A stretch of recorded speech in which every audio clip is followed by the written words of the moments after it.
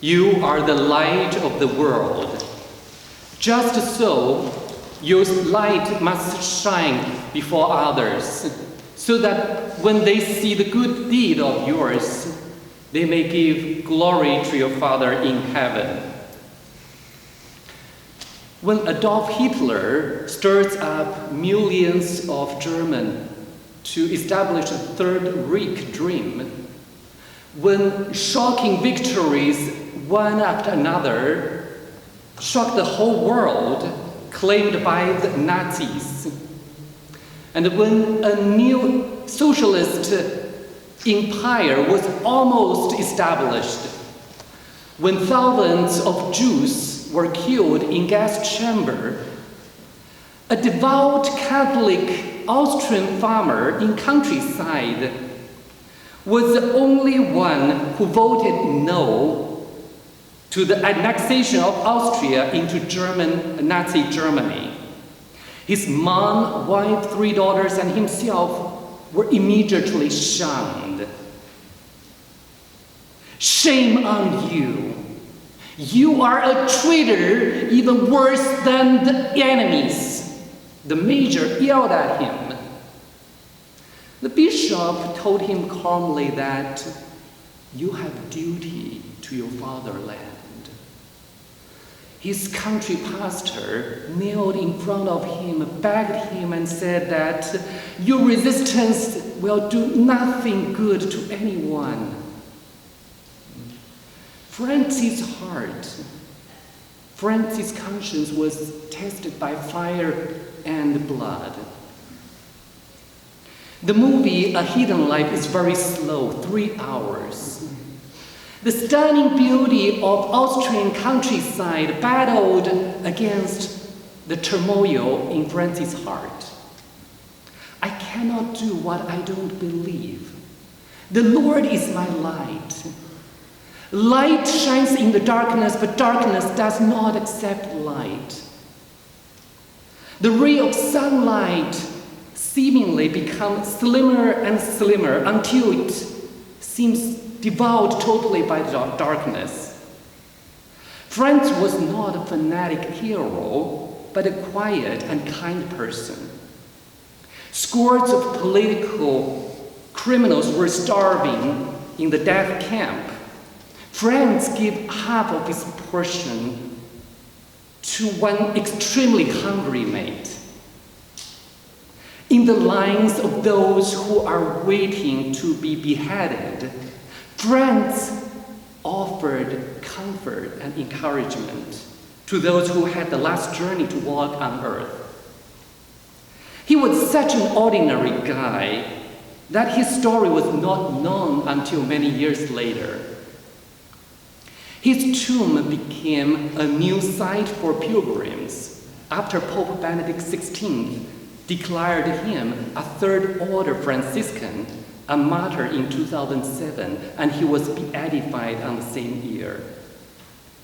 After long and lonely darkness, the twilight finally overcomes.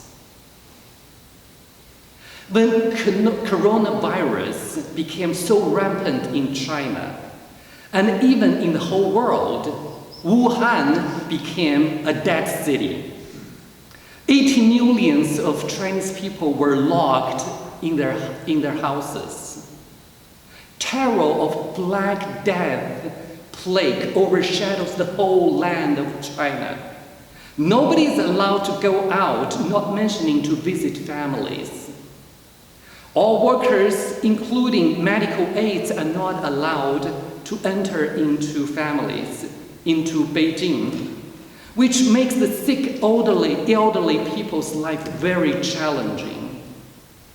However, even with my strongest warning and objection, my mom decided to go to my niece's grandmother's house. She said, if nobody goes to help her, she might die in her house. And I said, but doctor said, you need to stay at home. It's dangerous. You travel. But her heart, her mind is determined. She went to the grandmother's house, cooking for her, cleaning her house, and even giving her a bath. The grandmother cried and said, "You, God, I don't know, but your good deeds to me, I give thanks to him." The grandmother is 90 years old, a hardcore communist. In her hopeless darkness, Mom's kind heart kindled light in his heart. In Cap College, we have a saint, a living saint, who shares Christ's passion every day. In his agony, he offers his prayer for all the brothers to focus, to gaze our eyes on the crucified Christ. When Brother Harman was in his mother's womb, a piece of his skin was left in his head. It didn't bother him until he started to have unbearable pain, a headache, in his 20s. In Puerto Rico, he was sent to operation room and underwent a 10-hour surgery. Unprecedentedly, he woke up in the surgery. The doctor was shocked when he saw Harman's eyes opened, and he asked him, "You want me to put you back to sleep?" And Harman said, "There must be a reason for me to wake up. I like to be awake until the surgery is finished." So his eyes was open, and he heard the operating instruments making noise in his brain. Just think about that. Among all the nerves, any tiny mistake of the surgeon could blind his eyes, could deafen his ears, or even cost his life. However, in extreme dangers, he calmly comforted, encouraged the surgeon until the surgery is finished. The doctor said his prayer really sustained him. However, that was not the end. Because the piece of skin was so entangled with his nerves that it cannot be removed completely, Harman needs to see the doctor every 5 or 6 years to remove the new growth. He has terrible headaches frequently, and the sound of the operating instruments in his first surgery left trauma in his memory. Harman had his first major brain surgery in the year when he made the first perpetual vow, the first final vows. 11 years ago. 6 years ago, he had the second one. 2 weeks ago, he had the third one. Every day, he walked like a zombie in the corridor with 15 nails in his head. 2 days ago, in the breakfast table, I asked him, "Are you afraid, Harman?" He answered, "No. The Lord gave me a crown, how can I reject it?"